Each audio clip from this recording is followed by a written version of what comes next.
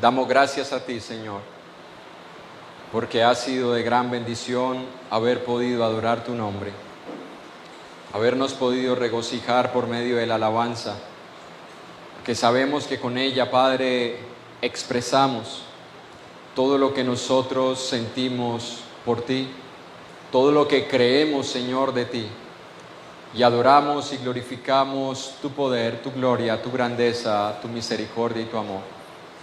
Pero también por medio de la alabanza, Padre, meditamos y reflexionamos, porque ella nos ha enseñado que si queremos estar cerca de ti, Padre, debemos recordar que fuimos perdonados de una manera, Señor, que ninguno de nosotros merecía.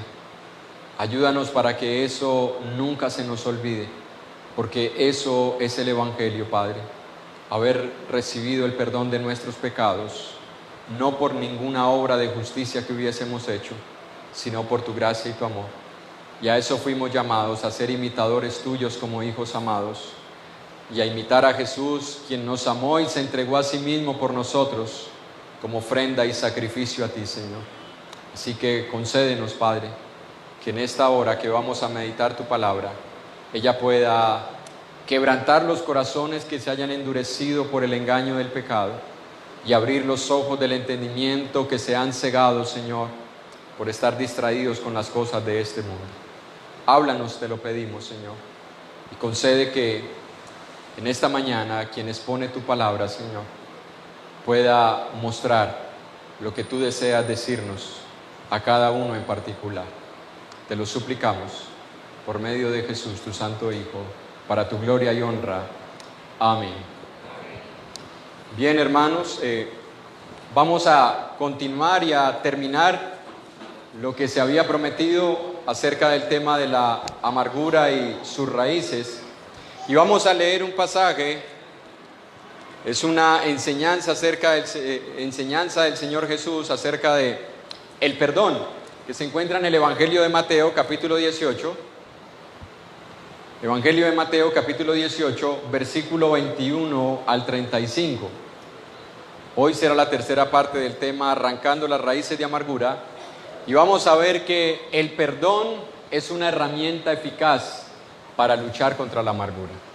El perdón es una herramienta eficaz para luchar contra la amargura. Mateo 18, 21 al 35 dice la palabra del Señor. Entonces se le acercó Pedro y le dijo: Señor, ¿cuántas veces perdonaré a mi hermano que peque contra mí? ¿Hasta 7? Jesús le dijo: no te digo hasta 7, sino aún hasta 70 veces 7. Por lo cual, el reino de los cielos es semejante a un rey que quiso hacer cuentas con sus siervos. Y comenzando a hacer cuentas, le fue presentado uno que le debía 10,000 talentos. A este, como no pudo pagar, ordenó su señor venderle y a su mujer e hijos y todo lo que tenía para que le fuese pagada la deuda. Entonces aquel siervo postrado le suplicaba diciendo: Señor, ten paciencia conmigo, yo te lo pagaré todo. El señor de aquel siervo, movido a misericordia, le soltó y le perdonó la deuda. Pero saliendo aquel siervo, halló a uno de sus consiervos que le debía 100 denarios, y haciendo de él, le ahogaba diciendo: págame lo que me debes. Entonces su consiervo, postrado a sus pies, le rogaba diciendo: ten paciencia conmigo, y yo te lo pagaré todo. Mas él no quiso, sino fue y le echó en la cárcel hasta que pagase la deuda. Viendo sus consiervos lo que pasaba, se entristecieron mucho y fueron y refirieron a su señor todo lo que había pasado.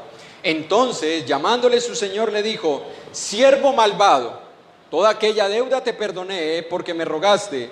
¿No debías tú también tener misericordia de tu consiervo, como yo tuve misericordia de ti? Entonces su señor, enojado, le entregó a los verdugos hasta que pagase todo lo que debía. Así también mi Padre Celestial hará con vosotros, si no perdonáis de todo corazón cada uno a su hermano sus ofensas. Esa historia, hermanos, que nosotros la tenemos, y el contexto, si usted lo recuerda, el contexto de esta historia es ¿Cómo debe tratarse el pecado de un miembro de la iglesia? Eso está en el contexto de Mateo 18. ¿Cómo se debe tratar el pecado de un miembro de la iglesia que después de haber sido amonestado por su pecado, confrontado por su pecado, exhortado por su pecado, e incluso cuando la iglesia ha tenido que manifestarse y tenerle como gentil y publicano, este hermano decide no arrepentirse? Ahí está el contexto, no perdamos de vista eso. También, hermanos, tenemos que ver la pregunta de Pedro, porque es interesante la pregunta de Pedro. La pregunta de Pedro es: Señor, ¿cuántas veces debo perdonar a mi hermano? ¿Hasta 7? Y aunque se especula mucho acerca de por qué hasta 7, si Pedro tenía en mente que el número 7 es el número de la perfección, la verdad, hermanos, es que en el contexto judío, lo que enseñaban los ancianos era que a la persona se le debía perdonar 3 veces, solamente 3, y después de la tercera vez tenía que hacerse un juicio contra la persona para que pudiera pagar por lo que había hecho. Así que la pregunta de Pedro tenía en sí cierto tinte como de misericordia, porque Pedro lo que hizo fue coger el 3, multiplicarlo por 2 y ponerle una ñapa. Eso fue lo que hizo Pedro. Bueno, aquí enseñan que son hasta 3. Pues yo voy a aumentarle a 6 y más aún, voy a ser un poco más flexible. ¿Hasta 7, Señor? La respuesta del Señor, ¿cuál fue? No te digo que hasta 7, sino hasta 70 veces 7. Si ustedes ven la traducción del lenguaje actual, utiliza una expresión que yo la comparto, porque es más o menos lo que, o más o menos no es lo que el Señor quiere decir cuando utiliza el 70 veces 7. La versión de la traducción lenguaje actual dice: para el perdón no hay límites, debes perdonar hasta siempre. Eso es lo que le está diciendo Jesús. Al utilizar el número 7, que nosotros conocemos que es el número de la perfección, y multiplicarlo por 70 veces, hermano, nos está hablando que cuando nosotros hablamos de perdón, como hijos de Dios, el perdón de nosotros debe ser sin límites. Y yo sé que muchos de nosotros podemos estar pensando: no, hermano, tiene que haber un límite, tiene que haber una medida. No podemos ser nosotros tan condescendientes y permitir que la otra persona abuse de nosotros, nos ofenda, nos agravie, nos engañe, nos haga daño, y nosotros mantener siempre una actitud de perdón. Pero ahorita vamos a ver sobre qué se basa el que nosotros debemos tener siempre un corazón perdonador. Pero en esa respuesta del Señor Jesús, hermanos, es que nosotros debemos meditar en que aquel que pide perdón es porque ha reconocido que ha causado algo malo, primeramente en contra de Dios, porque todo lo que nosotros hacemos va primeramente en contra de Dios. Y por eso David, que tenía esta doctrina acerca de hacia quién van dirigidos nuestros pecados, cuando cometió pecado y dijo: contra ti solo he pecado. Por eso es que cuando el hijo pródigo, que es una enseñanza de Jesús, es una parábola, porque ahí no hay nombres, es una parábola de Jesús, es por eso que Jesús lleva a que las personas entiendan cómo debería llegar una persona arrepentida. Padre, he pecado primeramente ¿contra quién? Contra el cielo y contra ti. Así que es sobre esa base que Jesús está diciendo que debemos nosotros mantener siempre un corazón perdonador, para llevar a aquel que ha pecado a que reconozca que lo que ha hecho es una ofensa contra Dios y contra su prójimo, deseando en lo más profundo de su corazón restaurar el daño causado. Y escuche, no solo de palabras, para manipular la situación y evitar las consecuencias. Por eso alguien decía: no hay adúltero inmediatamente arrepentido, sino adúltero temeroso porque ha sido sorprendido. Casi siempre, hermanos, nosotros los seres humanos utilizamos las palabras para manipular la situación y evitar las consecuencias de nuestro pecado. Y nosotros debemos aprender, hermanos, a reconocer cuando ha habido realmente un arrepentimiento de corazón. Cuando usted confronta a alguien que ha pecado, usted va a tener que lidiar con este problema, hermano y hermana. porque este es uno de los problemas más grandes que hay entre hermanos, que el que peca cuestiona la misericordia del ofendido. Escuche, el que peca cuestiona la misericordia del ofendido, pero no acepta que ha pecado y que debe ser reprendido. Y hoy vamos a escuchar muchos versos. El que peca cuestiona la misericordia del ofendido, pero no acepta que ha pecado y que debe ser reprendido. En Levítico, capítulo 19, versículo 17,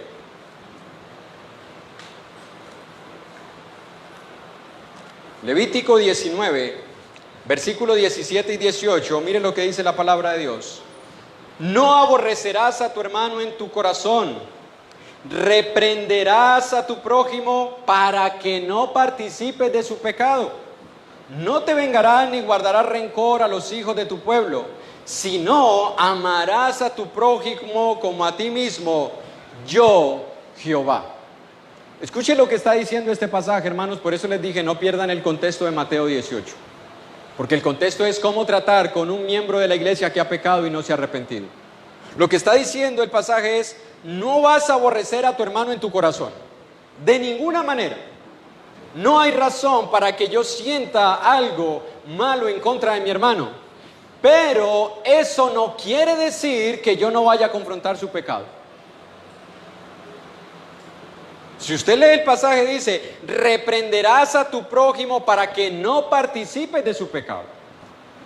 Es decir, que cuando un hermano peca y yo, creyendo que tengo que tener paciencia y misericordia con él, no reprendo su pecado, Dios no dice que yo soy misericordioso, Dios dice que yo soy un cómplice de pecado. Eso es lo que dice Dios. Lo reprenderás para que no participes de su pecado. ¿Cuántas veces nosotros, hermanos, participamos de pecados ajenos? Porque tenemos una falsa definición de lo que es misericordia. Y recuerde que las buenas intenciones no son siempre buenas decisiones si tenemos malas definiciones. No importa si tenemos buenas intenciones. Tomamos malas decisiones cuando tenemos malas definiciones. El Señor dice, no lo aborrezcas. No pienses mal contra él, pero debes reprender su pecado para que no participes con él. Y mire lo que dice el versículo 18. No te vengarás, ni guardarás rencor a los hijos de tu pueblo, sino amarás a tu prójimo como a ti mismo.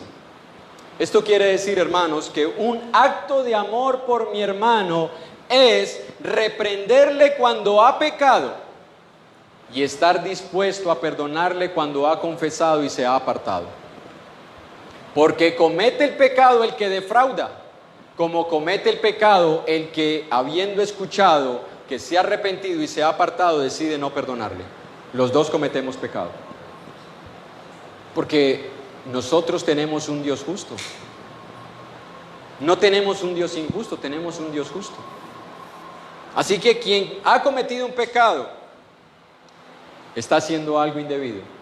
Pero quien no perdona, a quien ha confesado y se ha apartado, también está haciendo algo indebido.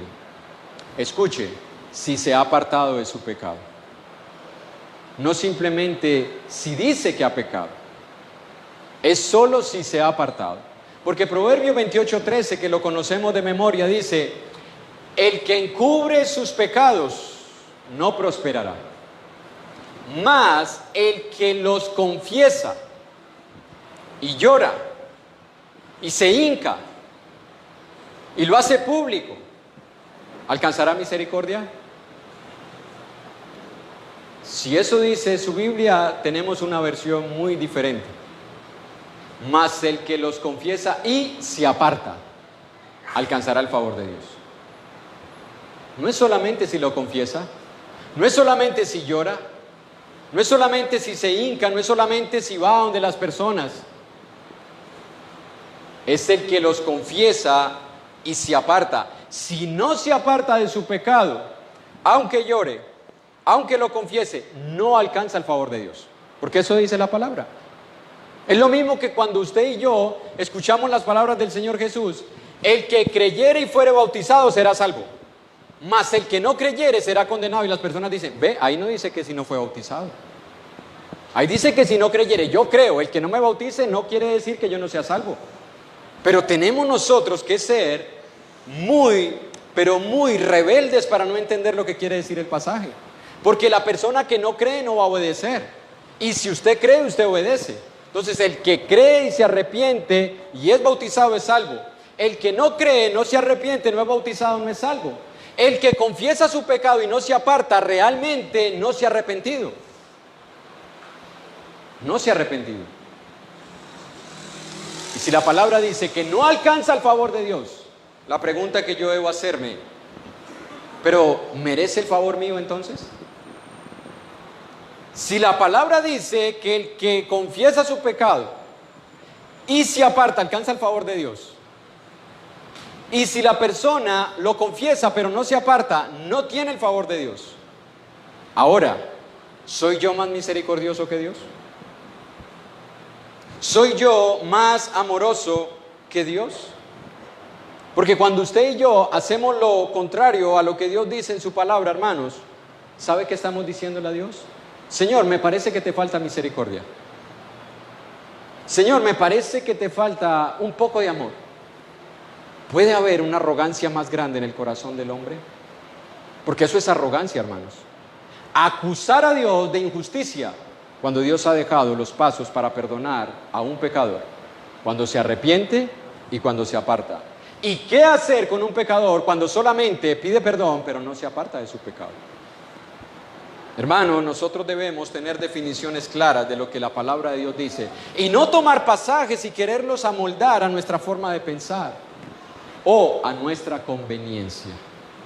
Recuerde que hay formas de usted predicar un sermón y utilizar la Biblia a cada rato, citar 50 versículos y aún así predicar una herejía. Así usted cite 50 versículos, hermano. No es la cantidad de versículos lo que hace que una doctrina sea verdadera. Es la interpretación correcta de esos pasajes lo que nos da seguridad de que realmente es lo que Dios quiere decirnos a nosotros. Así que cuando leemos Mateo 18, hermanos, debemos tener en cuenta todas estas cosas para nosotros saber cómo se debe tratar con el pecado de un miembro y cómo nosotros debemos luchar contra las raíces de amargura para que no queden en nuestros corazones. Ahora, en el versículo 26 de Mateo 18, vamos a ver cuál fue la actitud y el compromiso del que había defraudado. En este caso vamos a llamarle el pecador, porque el contexto no son las deudas, el contexto es el pecado. Aunque Jesús utilizó una figura económica, porque Él sabe que si hay algo que nos cuesta a nosotros, es que nos toque en el bolsillo. ¿Sí o no? Él sabe, Dios sabe que una de las raíces más grandes que tiene el hombre es el amor al dinero. Y por eso quiso ejemplificar el pecado con el dinero, con las deudas, porque es algo que a nosotros inmediatamente nos activa. Y si no, porque estamos buscando un mejor empleo, un mejor país, una mejor economía, porque es algo que siempre nos ha calado en el corazón, las finanzas. Entonces, cuando hablamos de la deuda, estamos hablando del pecado. ¿Cuál fue la actitud del pecador? Versículo 26. Miren las palabras de él y preste atención, hermano, a cada palabrita que sale de la boca de Jesús cuando se pone en el lugar de esta persona. Entonces, aquel siervo postrado, aquel siervo es el que le debía a su señor, le suplicaba diciendo: Señor, ten paciencia conmigo y yo te lo pagaré. ¿Cuánto? Una parte. Ten paciencia conmigo, yo te voy a dar algo, pues de esa manera te muestro que realmente estoy arrepentido. Yo te lo pagaré todo. Él no solo rogó, él no solo suplicó, él no solo apeló a la paciencia. Él es consciente de que ha defraudado la confianza. Él acepta que ha defraudado la confianza. Y él decide hacer algo para restaurar el daño que ha hecho. Escuche, él apeló a la paciencia, pero no como un medio para evadir su responsabilidad, ya que la palabra nos obliga a todos a pagar lo que debemos, no con enojo ni con rencor, sino con un acto de obediencia y de humildad. Es verdad que aquel que ha sido defraudado debe asumir las pérdidas, debe sufrir el agravio, pero eso no exime al deudor de pagar lo que debe. En Romanos capítulo 13, versículos 7 al 9,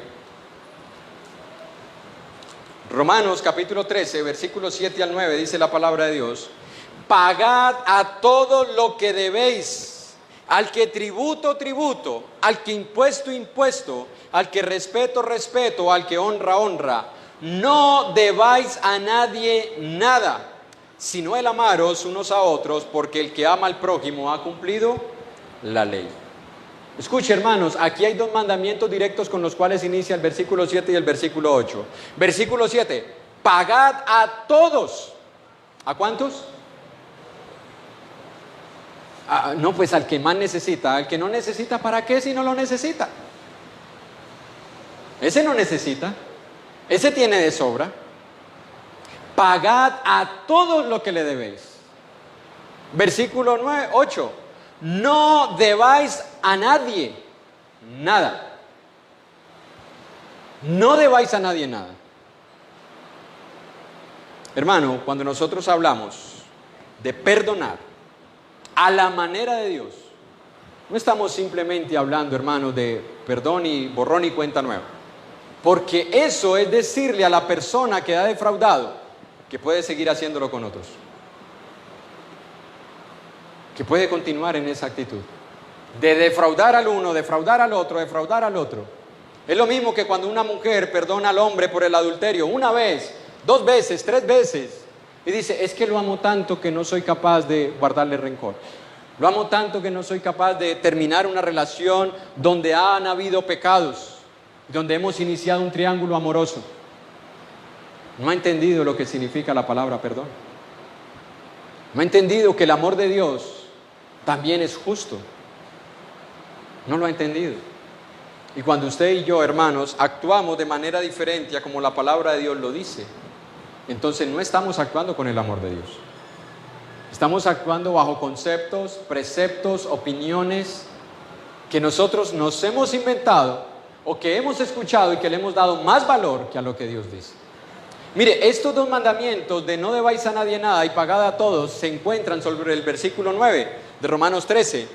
Porque no adulterarás, no matarás, no hurtarás, no dirás falso testimonio, no codiciarás, y cualquier otro mandamiento. En esta sentencia se resume: amarás a tu prójimo. ¿Cómo qué?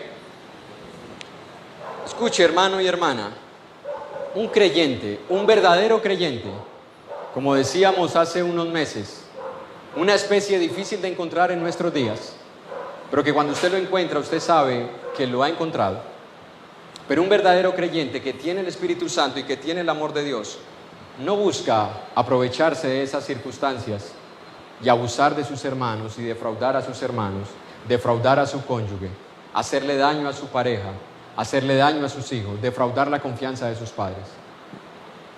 Si realmente el amor de Dios está en nuestras vidas, si realmente el amor de Dios está en nuestros corazones, puede que pequemos, hermanos, y ninguno de nosotros está exento. Puede que incluso le quedemos debiendo a alguien algo, pero siempre vamos a tener la disposición de pagar lo que le debemos a esa persona, aunque nos tome toda la vida. Aunque nos tome toda la vida.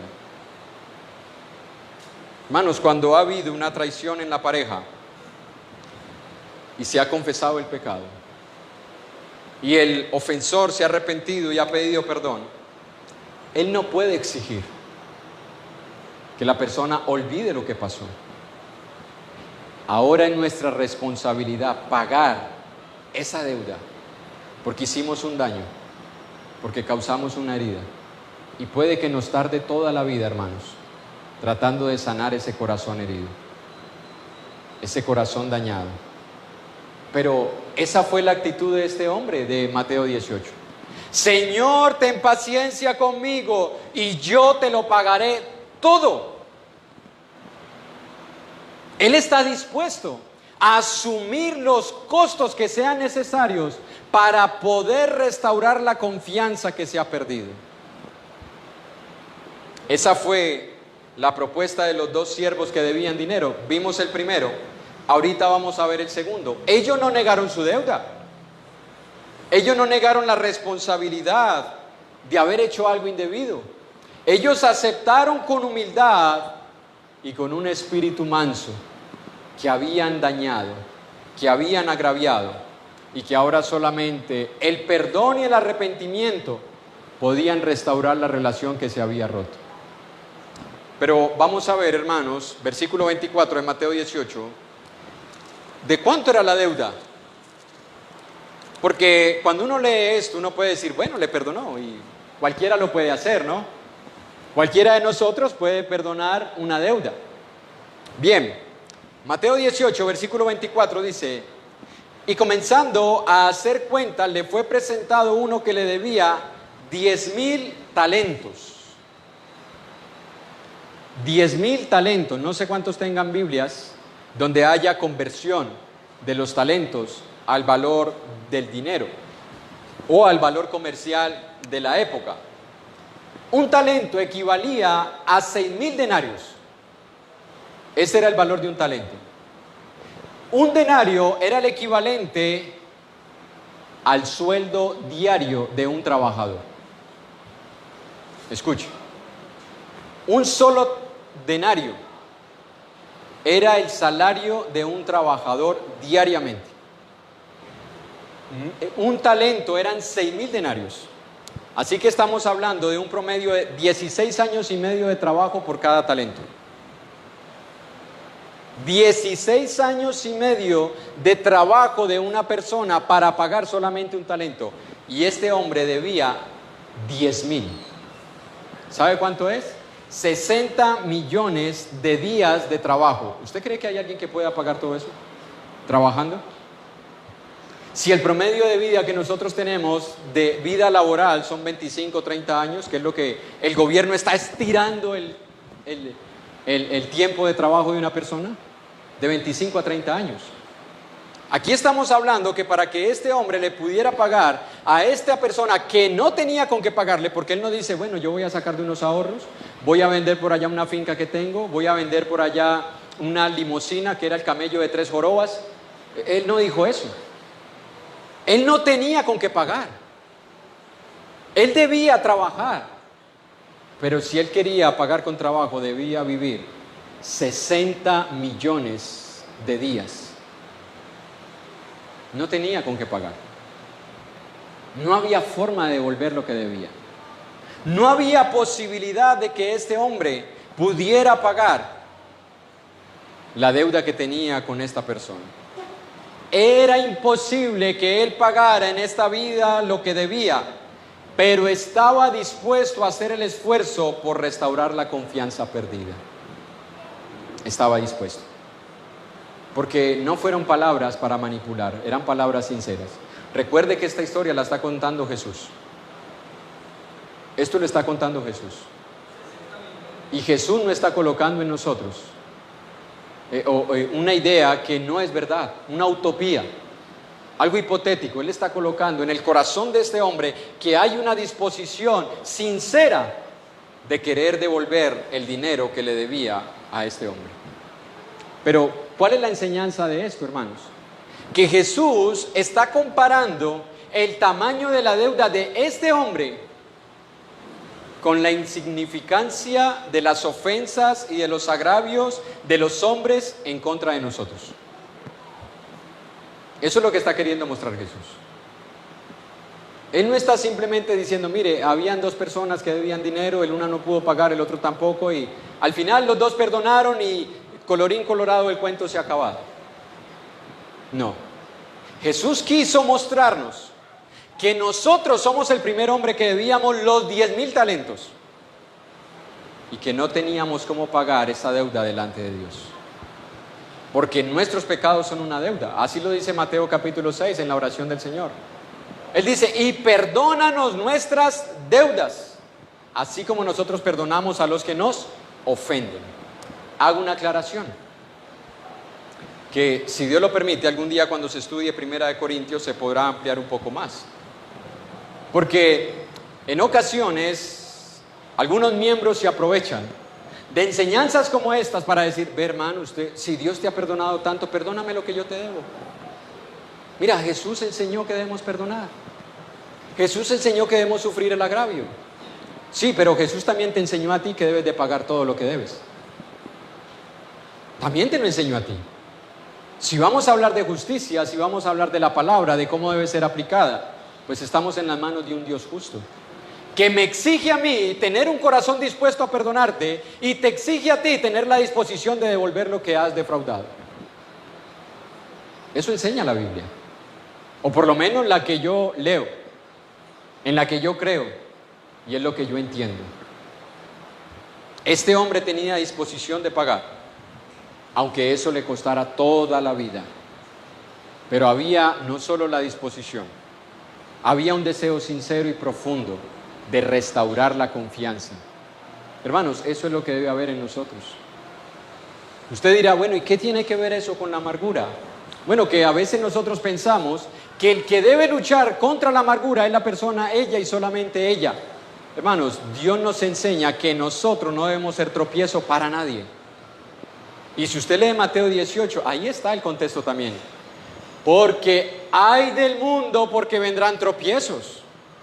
Pero ay de los que hacen tropezar a uno de estos mis pequeños. Más le valdría atarse una piedra de molino al cuello y tirarse al mar. Eso es una frase hiperbólica. Porque las piedras de molino no era una sola persona no era capaz de levantarla. Las piedras de molino no son ese molino que utilizamos ahora de mano. Eran piedras que tenían aproximadamente 100 y 120 kilos. Él está utilizando una frase hiperbólica. Pero lo que nos está diciendo, hermanos, es que tiene responsabilidad quien está luchando contra la amargura de no dejar que las raíces crezcan en su corazón. Y tiene responsabilidad el miembro que sabe que ha hecho algo en contra de esa persona que le ha llevado a que esa persona comience a generar un corazón amargado. Ambos tenemos responsabilidad delante de Dios. Ahora, miren la comparación entre las deudas, versículo 28. Pero saliendo aquel siervo, el primero, halló a uno de sus consiervos que le debía, ¿cuánto le debía? Yo escuchaba la meditación de un hermano que enseñaba acerca de esto y decía, eso que pagó o que perdonó el primero era la cuenta grande. Los 100 denarios eran la propina que a veces le dejamos al mesero. Si es que le dejamos propina, ¿no? Si es que le dejamos. Por eso ahora, si usted se da cuenta en los restaurantes, en el recibo que llega, propina. Ahí llega incluida. Bueno, habemos algunos que decimos, pues yo no le pago, para eso le pagan aquí. Bueno, pero los 100 denarios eran eso, la propina. Este hombre había recibido el perdón de una deuda que no podía pagar. Y ahora no es capaz de perdonar a otro que le debe simplemente 100 denarios. Aclaro, hermanos. Jesús está utilizando una figura metafórica, no una enseñanza de lo que nosotros debemos hacer con todo lo que nos deben. Es una enseñanza metafórica, para que no malinterpretemos las escrituras. Lo que Jesús está diciendo es, tu pecado, delante de mí, no hay forma que tú lo pagues. No hay forma. Por eso la salvación es por gracia y no por obras. Por eso nosotros no podemos hacer obras para merecer la salvación, ni obras para mantener la salvación, porque no podemos pagarla. Si usted cree que puede pagarla, usted le está diciendo, Jesús, borra esta enseñanza, porque yo sí te la puedo pagar. Yo sí te puedo pagar lo que tú hiciste por mí en la cruz. Yo sí tengo cómo, portándome bien. Lo que Jesús está queriendo enseñarnos, que no hay forma de nosotros pagar la deuda que tenemos con Dios. Es por gracia, no por obras. Pero luego lo que nos quiere mostrar es que cuando alguien nos hace algo malo a nosotros, es como esa deuda insignificante.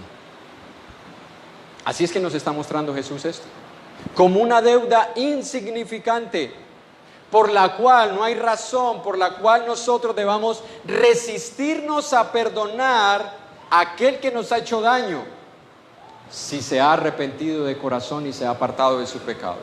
Ya que si nosotros no perdonamos, nos estamos exponiendo a las consecuencias que vivió los dos, porque aquí las consecuencias las vivieron los dos. Uno injustamente, el otro justamente. Siga leyendo, hermano, versículos 32 y 34, al 34. Entonces llamándole su señor le dijo al primero, mire cómo le dijo, hermano, no le dijo, eres un cristiano que te falta amor, eres un cristiano que te falta desarrollar la paciencia y la misericordia. Escuche, estas son palabras que salen de la boca de Jesús, que a veces nosotros decimos, no, pero así no se le puede hablar a un hermano. Se ofende, se hiere, se resiente, no vuelve a la iglesia. Mira cómo lo menciona Jesús. Siervo malvado. Son palabras de Jesús. Y no es que queramos utilizar palabras para ofender, simplemente que Jesús le llama a lo blanco blanco y a lo negro negro. Siervo malvado, toda aquella deuda te perdoné porque me rogaste.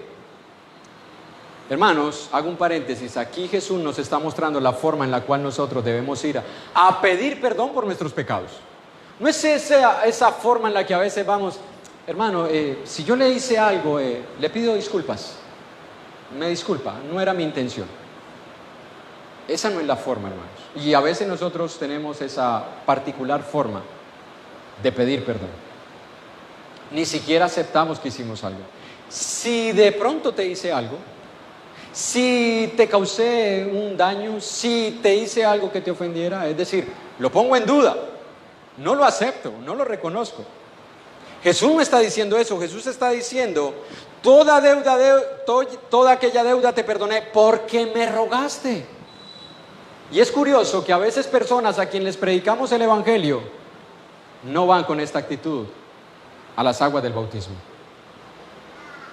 Ellos están sintiendo el gozo antes de tener la nueva vida. Ellos están experimentando lo contrario al etíope eunuco. El etíope eunuco siguió gozoso su camino después de haber sido salvo, no antes. Y hay personas que van a las aguas del bautismo y no se les ve que realmente hayan entendido cuál era su condición antes de llegar a Cristo. No se les ve rogando por su perdón. No se les ve pidiendo arrepentidos por su pecado. Al contrario, estamos a veces pensando en tantas cosas externas. Si me ahogan, si no me ahogan, si me dejan el fondo, si no me dejan el fondo. Si la toalla me la van a tener ahora, si voy a llegar mojado a la casa, si se van a demorar y yo con la ropa toda mojada. No estamos pensando realmente en nuestro pecado. Toda aquella deuda te perdoné porque me rogaste. ¿No debías tú también tener misericordia de tu consiervo como yo tuve misericordia de ti?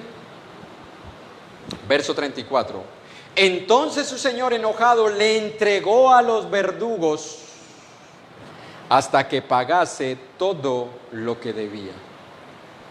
Escuche, ¿cuál fue la consecuencia que sufrió este hombre por no haber perdonado a quien le había ofendido a él después de él haber recibido un perdón? Ser echado en la cárcel. Y escuche, la palabra de Dios nos enseña que la amargura es como una cárcel. La falta de perdón y el vivir en la maldad es como una prisión donde nosotros mismos nos encerramos. En Hechos capítulo 8, versículo 18 al 23, usted conoce la historia. Precisamente es Felipe que después de predicarle al etíope eunuco siguió hasta Samaria, y en Samaria el Señor trajo un avivamiento a esta ciudad donde las personas escucharon el mensaje de salvación, se arrepintieron, fueron bautizados, y también uno de ellos, llamado Simón, dice la palabra, creyó y se bautizó. Eso dice la palabra, debemos creer que eso fue lo que él hizo. Aunque lo que sigue diciendo muestra que su conversión no había sido sincera. Pero el versículo 18 en adelante dice, cuando vio Simón el mago, que por la imposición de las manos de los apóstoles se daba al Espíritu Santo, les ofreció dinero, diciendo: dadme también a mí este poder para que cualquiera a quien yo impusiere las manos reciba el Espíritu Santo. Entonces Pedro le dijo: tu dinero perezca contigo, porque has pensado que el don de Dios se obtiene con dinero. No tienes tu parte ni suerte en este asunto, porque tu corazón, y aquí es donde yo digo, aunque la palabra dice que él creyó y se bautizó, también Pedro, que está siendo inspirado por el Espíritu, le está diciendo lo que realmente hay en su corazón. Tu corazón no es recto delante de Dios. Arrepiéntete, pues, de esta tu maldad y ruega a Dios si quizá, y no le está diciendo ruega que te va a ser perdonado, si quizá, la misma frase que Pablo utiliza en 1 de Timoteo, corrija con mansedumbre a los que se oponen, por si quizá Dios les conceda que se arrepientan, porque hasta el arrepentimiento es un don de Dios. Es un don de Dios, no es una obra humana, porque del hombre no sale nada bueno. Es un don de Dios.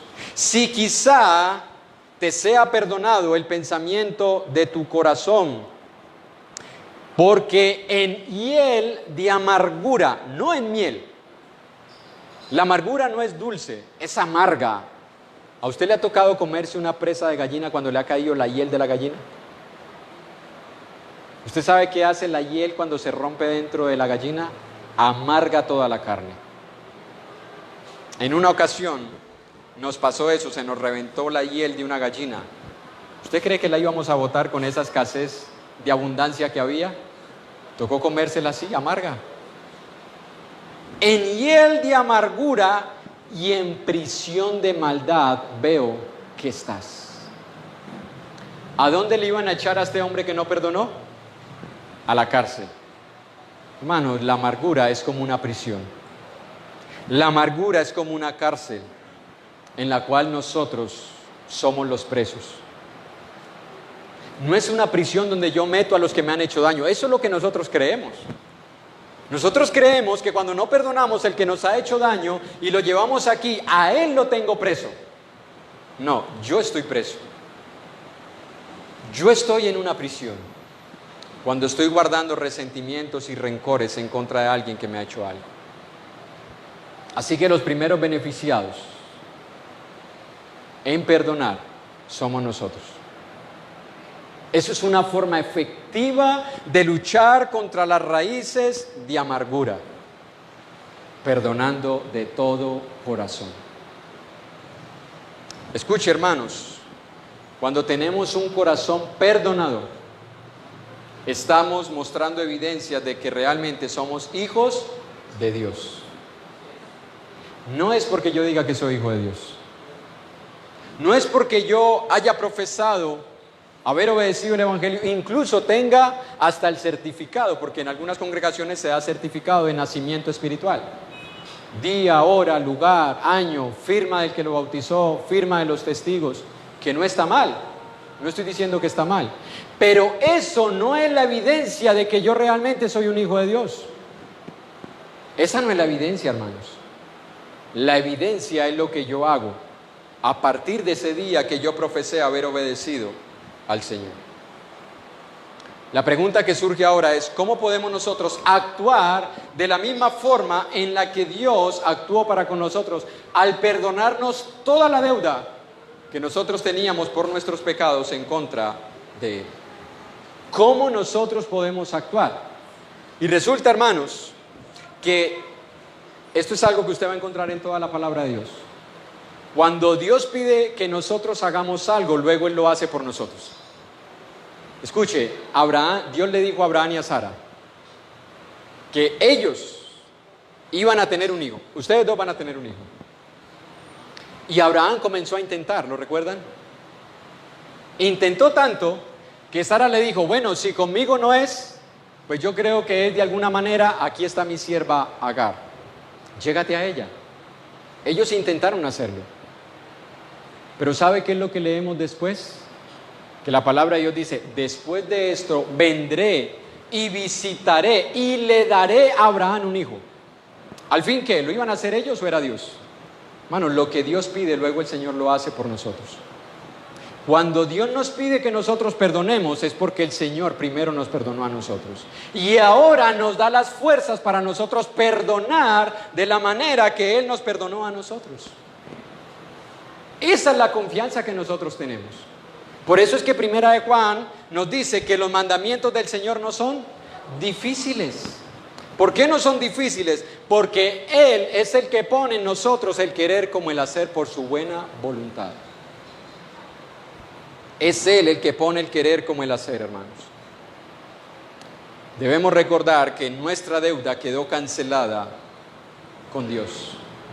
El día que nosotros obedecimos el Evangelio, confesamos nuestros pecados, arrepintiéndonos de corazón, ese día nuestras deudas quedaron perdonadas con Dios. Todos mis pecados, escúcheme hermano y hermana, todos nuestros pecados no fueron solamente una parte, fueron todos nuestros pecados los que fueron perdonados. De esa manera Dios hizo así la paz conmigo, porque me sacó de la prisión en la cual yo me encontraba por mis pecados. Y ahora, como una persona libre, yo puedo dar perdón, repartir perdón liberalmente a aquellos que me han agraviado. Versículo 27 de Mateo 18. El Señor de aquel siervo, movido a misericordia, le soltó y le perdonó toda aquella deuda. Escuchen las frases, le soltó. ¿Qué quiere decir le soltó, hermanos? Recuerden que Él lo llevó a un lugar donde comenzó el alegato, por así decirlo, no porque estos hombres discutieran, sino el alegato es las cuentas que tenían que hacerse. Allí estaba en ese lugar. Si ese hombre no pagaba, no salía de ese lugar. Escúcheme, amigo que nos visita, así se encuentra usted hoy delante de Dios.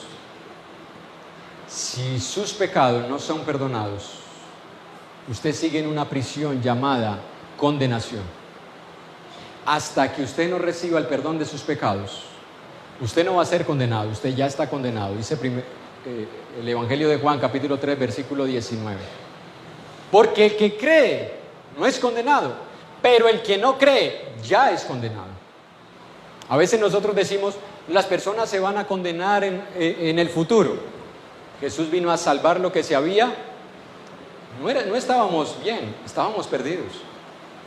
Y por eso es que nosotros debemos comenzar allí a predicar el Evangelio. Entender que a quien le estamos predicando está condenado. Nuestro deseo es el ayudarle a salir de la prisión en la que lo tienen sus propios pecados. No es sacarlo del mundo y traerlo acá a la iglesia los domingos. No es decirle que deje de hacer cosas los domingos y que venga a congregarse. Es que está condenado. A veces nosotros pensamos que esa es la solución para los pecadores.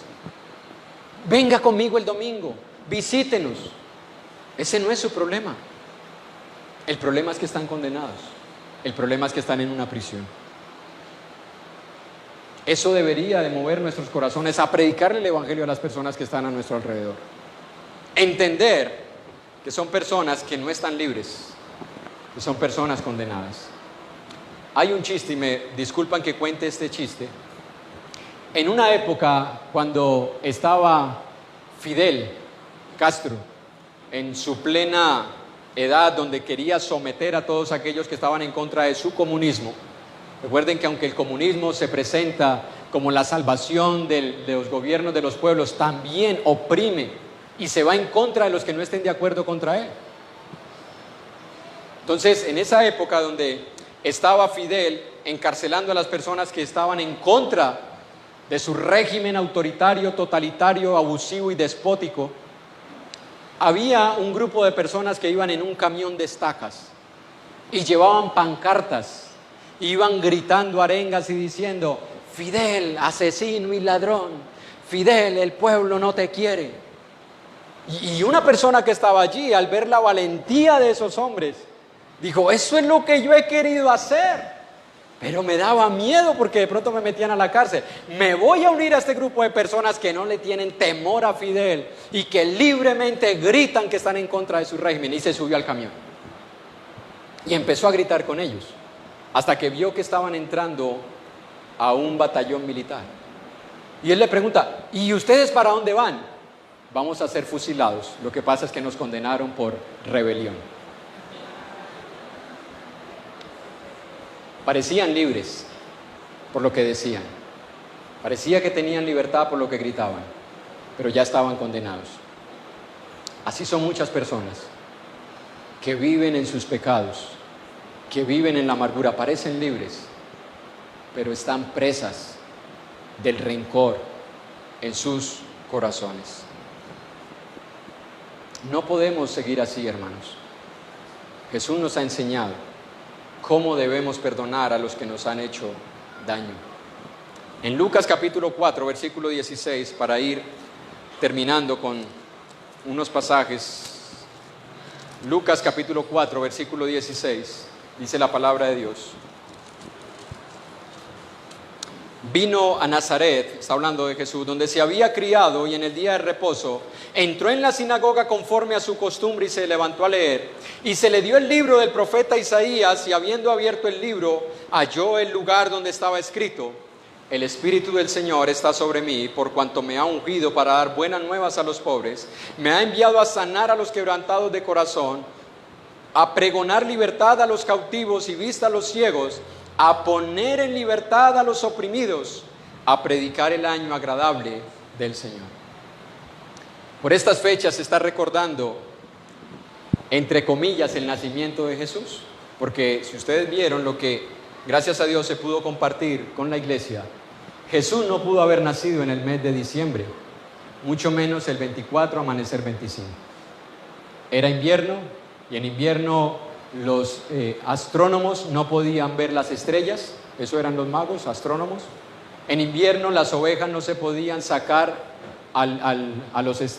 fuera al campo, porque era invierno. No se podía. En invierno no se podía hacer un censo, porque el invierno impedía el transporte y el traslado de las personas a su lugar de origen. Así que no pudo ser en diciembre. Tuvo que haber sido, como algunos dicen, en el mes de Tishri, que es el mes de septiembre en hebreo. Pero independientemente, hermanos, de lo que el mundo piensa, el propósito por el cual Jesús vino al mundo, aquí está. Jesús vino a dar libertad a los cautivos, porque eso era el pecado para nosotros, nos tenía cautivos.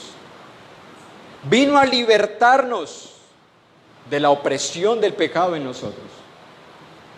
Si vamos a recordar qué vino a hacer Jesús, esto es lo que debemos recordar: que Él vino a perdonar nuestros pecados para darnos libertad espiritual por medio del perdón que le costó su propia vida. ¿Sabe qué nos enseña esto, hermanos? Que perdonar cuesta. Hermanos, perdonar cuesta. ¿Cuánto le costó al hombre de esta historia? 60 millones de denarios. Eso le costó a este hombre. Perdonar cuesta, hermanos.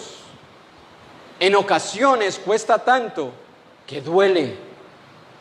Duele perdonar. Sufrimos perdonando. Derramamos lágrimas perdonando. Nos afligimos perdonando. Nos sentimos defraudados, pero aún así perdonamos. Nos sentimos abandonados, pero aún así perdonamos. Somos traicionados, pero aún así perdonados. Estamos siendo heridos y aún así perdonados. Se burlan de nosotros, pero aún así perdonamos. Perdonar cuesta, hermanos. Perdonar duele, pero no hay nada que nos haga más como Dios que cuando nosotros perdonamos sin estar recordándole el pecado a aquel que nos ha hecho daño. El perdón no es olvidar. A veces decimos, olvídelo. Usted no puede olvidar, ni yo tampoco. Usted no puede olvidar, ni yo tampoco. El olvido al que dice la palabra de Dios es que yo no lo traiga al presente para hacerme daño o hacerle daño al otro. Pero olvidar algo que ha quedado en nuestras mentes es difícil para nosotros los seres humanos. Y Dios sabe que es difícil. Dios lo sabe. Y por eso Él nos dice que nosotros en esos momentos debemos recordar lo que Él hizo por nosotros. Que Él nos pagó la cuenta, pues nosotros debemos dar la propina. ¿A usted le parecería difícil que un día lo inviten a comer y que la cuenta sean 4 millones Que usted no tenga sino por ahí 2,000, 3,000 pesos y que la persona le diga, ¿sabes qué? Yo sé que no tienes dinero, no importa, yo pago, tú das la propina. ¿Le parecería que es muy difícil usted dar la propina? Le diríamos, no, pero la propina también de la usted. Bueno, algunos lo harán, ¿no? Algunos dirán, ¿y me quedo sin lo del mío? Hermanos, cuando nosotros tengamos algo en contra de alguien que nos ha hecho daño, recordemos que el Señor pagó la deuda por nosotros. No fue fácil para el Señor. Algunos dicen, pero es que usted me está hablando de Dios, de Jesús, y para Jesús era fácil porque era Dios. No olvidemos que Jesús también era 100% hombre. Jesús no estaba ya reído cuando lo llevaron preso y le estaban dando golpes diciéndole, ¿me podrías dar otro golpe por aquí? Aquí me falta uno.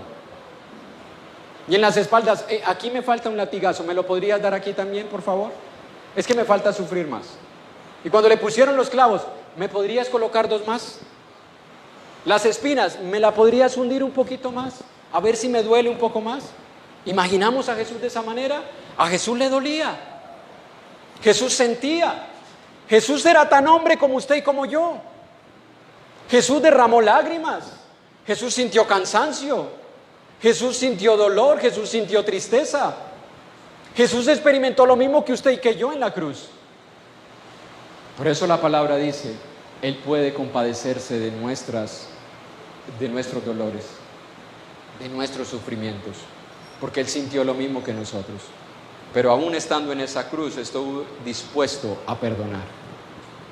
El apóstol Pablo, en 2 de Timoteo, capítulo 2, versículo 8 al 10, por eso es que Pablo dice, sed imitadores de mí como yo de Cristo. Es en estos contextos donde Pablo dice que debemos imitarlo a Él como Él imitó a Cristo. Porque Él imitó a Cristo al estar dispuesto a sufrir todo lo que sea necesario para que la causa de Cristo se mantuviera en pie. Acuérdate de Jesucristo, le está diciendo Pablo a Timoteo, del linaje de David, resucitado de los muertos conforme a mi evangelio, en el cual sufro penalidades hasta prisiones a modo de malhechor, mas la palabra de Dios no está presa. Por tanto, todo lo soporto por amor de los escogidos, para que ellos también obtengan la salvación que es en Cristo Jesús, con gloria eterna. ¿Qué hizo Pablo? Estuvo dispuesto a sufrirlo todo. Y escuche esto, hermanos, y si usted no lo entiende hoy, algún día lo entenderá. Si no es conmigo, el Señor le dará entendimiento, como le dice Pablo en el versículo 7 a Timoteo. Él sufrió todo lo que sufrió por un grupo selecto. Por amor a todo el mundo, eso no dice mi palabra, por amor a los escogidos. Todo lo soporto por amor a los escogidos. Muchos son llamados, pocos los escogidos. Fue por ellos que Pablo estuvo dispuesto a sufrir. Fue por ese grupo de verdaderos hijos de Dios que él estuvo dispuesto a sufrir. Fue por verdaderos creyentes que él estuvo dispuesto a entregar su vida. Fue por amor a ellos que, aunque fue liberado una vez, no tuvo temor a seguir predicando el evangelio, aunque lo volvieron a llevar preso y murió. Fue por amor a ellos. La pregunta que nosotros debemos hacer, hermanos, es: ¿perdonamos nosotros como el Señor nos perdonó? Porque eso nos dice Colosenses capítulo 3, versículo 12 al 13. Si alguno tuviere queja contra otro, de la manera que Cristo nos perdonó, así también hacedlo vosotros. Entonces, ¿perdonamos nosotros como Él nos perdonó a nosotros? Segunda pregunta: ¿estoy yo dispuesto a confiar el perdón de mis pecados de la forma en la que yo perdono a los que cometen faltas contra mí? Versículo 35 de Mateo, eso es lo que nos dice el versículo 35. Así también mi Padre Celestial hará con vosotros si no perdonáis de todo corazón cada uno a su hermano sus ofensas. Lo que está diciendo Jesús es: el puente que te lleva a la vida eterna es el puente por el que tú mismo pasas y tú lo destruyes cuando no perdonas. De la manera que yo perdono, seré perdonado. ¿Estaríamos nosotros dispuestos a confiar la salvación de nuestras almas de la manera en que nosotros perdonamos? ¿Estamos dispuestos? Porque eso es lo que trata de enseñarnos Jesús. Conclusiones, hermanos. Jesús vino a este mundo para darse como el regalo que todos están esperando en Nochebuena, ¿no? Jesús vino para darse como el regalo de Dios para todos los seres humanos que necesitamos ser liberados, unos de sus pecados, otros de la prisión de la amargura. De la prisión de la amargura. Él vino a dar libertad a los cautivos, la libertad de las cadenas que nos oprimen, para que ahora libremente podamos perdonar a quienes nos han hecho daño. Esto es lo que significa, hermanos, la salvación. A veces hablamos de la salvación. ¿Qué significa la salvación? Esto, hermanos, que fuimos liberados de una prisión eterna por nuestros pecados. Y ahora esa salvación nos da paz para con Dios y debe también manifestarse en paz para con los hombres.